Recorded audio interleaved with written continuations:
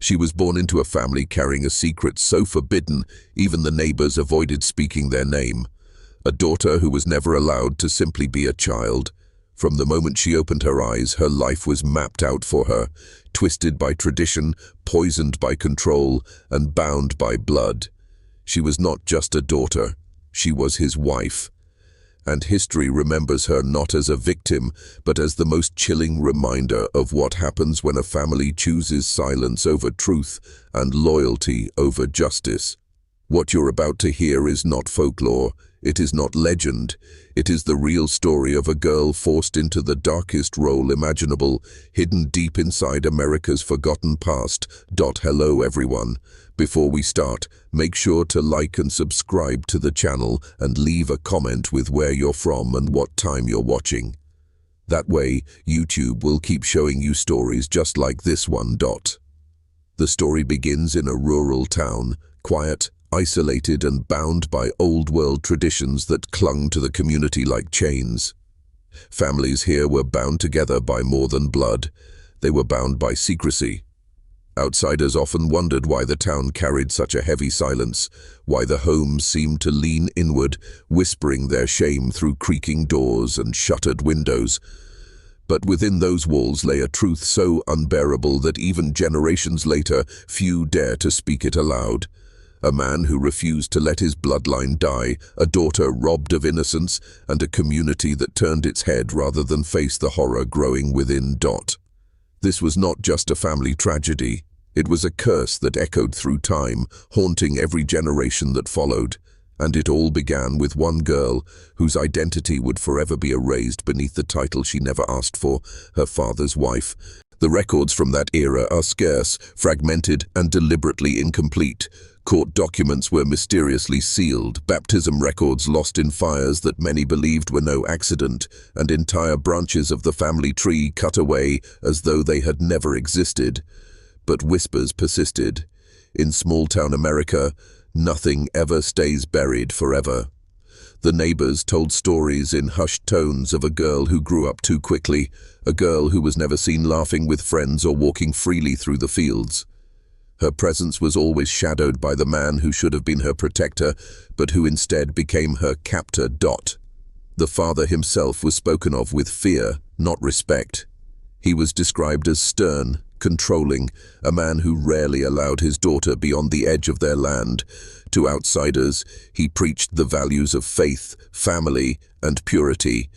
But within his home, the lines of morality had already been crossed. It was there, in that claustrophobic world, that his daughter was groomed not for freedom, not for love, but for possession. The community bore witness to her silence. Teachers whispered about the way she avoided eye contact. Shopkeepers noticed how she stood too close to him, as though unsure if stepping away would bring punishment, yet no one dared to interfere. Some told themselves it was not their place. Others feared the man's wrath, and many simply chose to look away, burying the truth in the soil of their own complicity.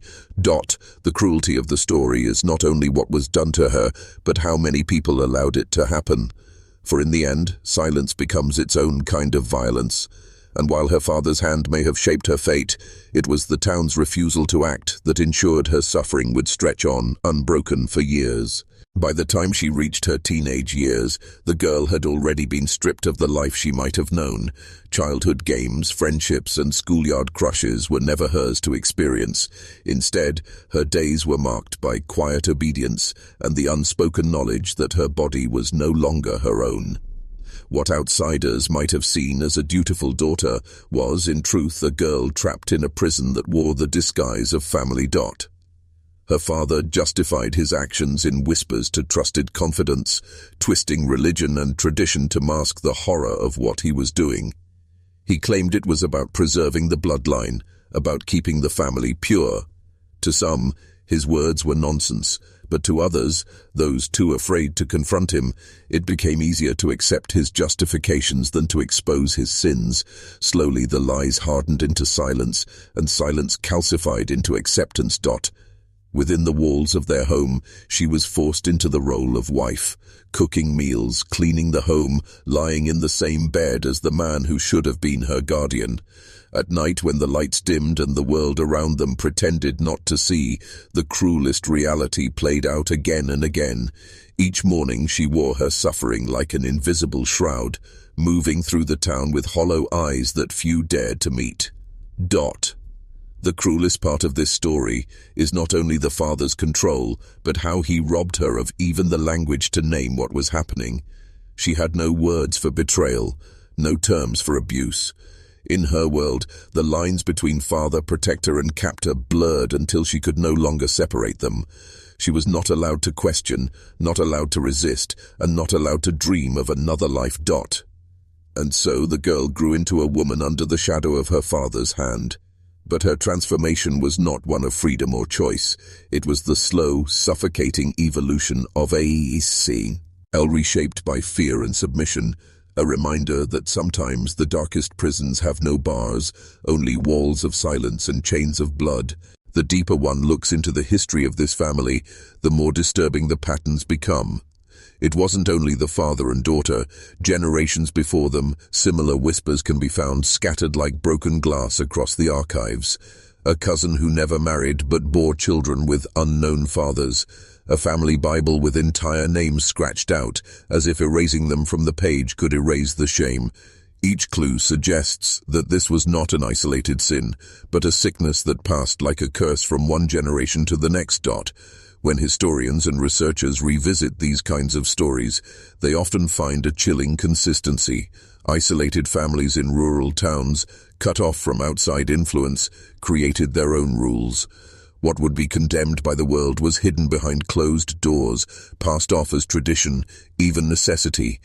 Inbreeding was justified as preservation. Silence was framed as loyalty. And the victims, the daughters, the wives, the children born of these unions, were left voiceless, erased from official records, and remembered only in rumors too shameful to repeat. This family's tragedy is a prime example of how secrecy feeds corruption. With no one willing to confront the truth, the pattern deepened. A father claiming a daughter forced into roles of wife and mother, children born into the same house of lies, destined to grow up under the same shadow. Each generation inherited the pain of the last, and each generation covered it up until the curse became their legacy. To understand the weight of this history, one must recognize that the story of this girl is not unique. It is part of a darker American tradition that most historians refuse to touch, a reality too unsettling to fit into polite narratives of progress and family values. Behind the curtain of small-town respectability, there existed families like hers, carrying secrets that could never be spoken aloud, because speaking them would shatter the illusion of morality the community clung to. And so the girl's suffering was not only personal, it was generational, it was cultural, it was the product of silence, secrecy, and the dangerous belief that some sins are better left in the dark. As the years stretched on, the girl's life blurred into a cycle of submission and quiet despair. The community, though silent, could not help but notice the changes. Her posture became heavy, her laughter absent, her eyes carrying the haunted look of someone twice her age. And then came the children. They were the undeniable evidence of what had been forced upon her. Infants born not from love, but from a prison of blood. The townspeople whispered, but never confronted. Some avoided her entirely, crossing the street when she appeared with a child in her arms. Others pitied her, offering tight smiles and stiff nods, while secretly condemning her in private conversations. The father, meanwhile, paraded his warped sense of control as though it were a twisted badge of honor. He had succeeded, in his mind, in preserving the bloodline. The tragedy deepened with each birth. These children, though innocent, carried with them the weight of their father's obsession and their mother's suffering. Some bore physical traits that stirred even more whispers, faces too similar, features that spoke of lineage folding in upon itself. The community, already complicit through silence, now faced the living consequences of their refusal to act. Yet still they turned away. For the girl, now a woman forced into the role of both daughter and wife, motherhood became yet another prison. Each child was a reminder of the chains she could not escape. And yet, beneath the surface of despair, there was something more haunting. The possibility that her children might inherit not only the bloodline, but also the curse of silence. The cycle of inbreeding does more than twist flesh. It twists minds, corrodes spirits, and teaches each new generation that suffering is a birthright.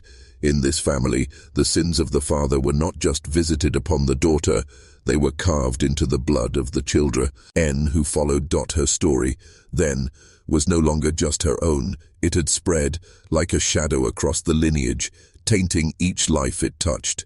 What began as one man's sin had become a family legacy, a secret so heavy that even the soil seemed to carry its weight.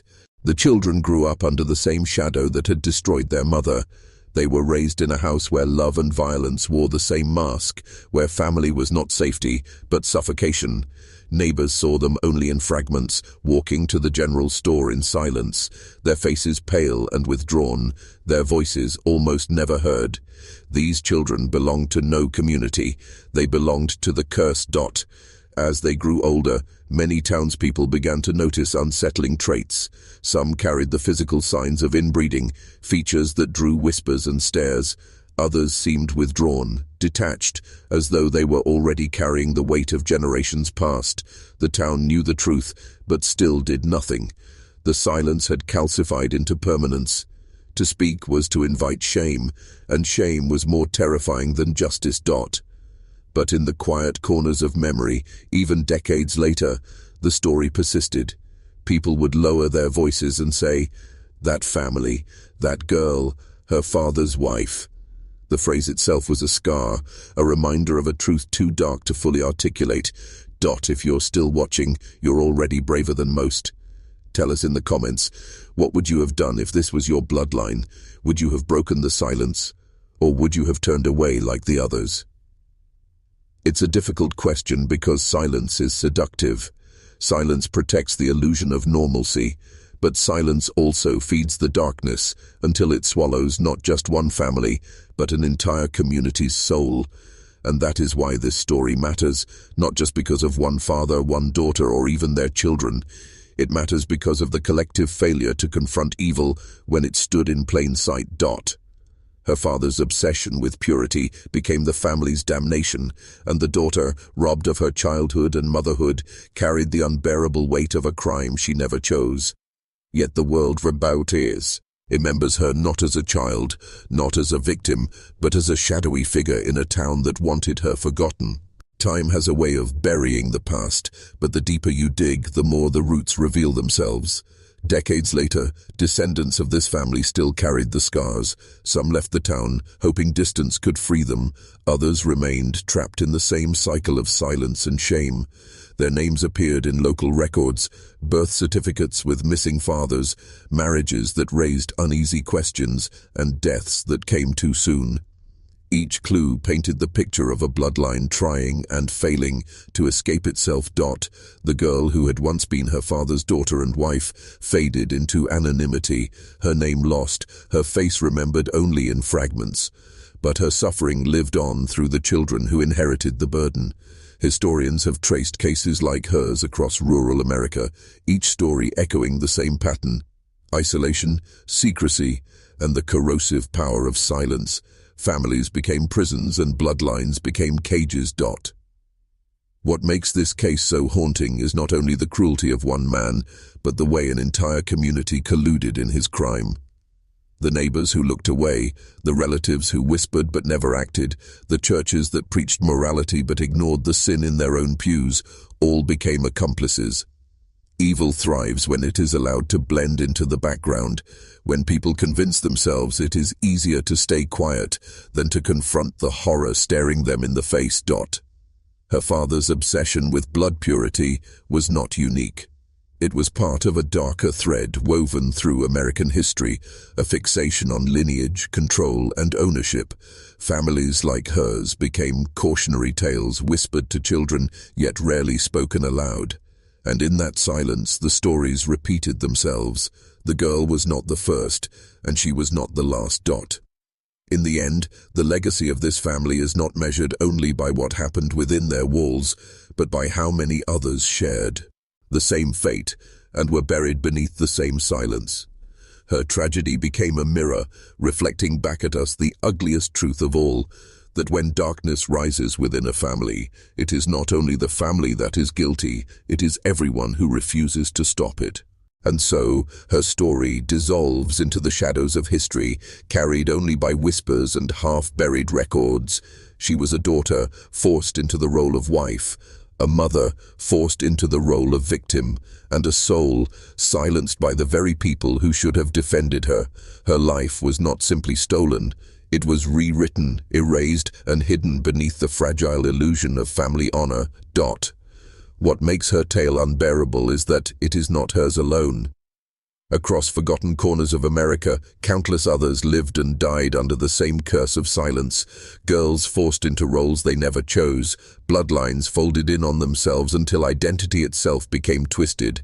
These stories were not written into textbooks, they were whispered at kitchen tables, buried in unmarked graves, and left to rot in abandoned family homes. Yet they remain part of the fabric of our history, whether we choose to acknowledge them or not. Her father believed he had secured his bloodline. In truth, he had damned it. For generations the family carried not just his name, but his sin, and though the world tried to forget, the echoes of her suffering linger, reminders of the darkness that thrives when good people stay silent. Perhaps that is why you are here, listening. Because some part of you understands that history is not only built on victories and progress, it is built on secrets, on tragedies, on the lives erased because they did not fit the story we wanted to tell. This girl's suffering is more than just a tale from the past, it is a warning. To remember her is to confront the silence. To speak of her is to break the curse. And to carry her story forward is to ensure that no other child, no other daughter, will ever again be forced into the role of her father's wife.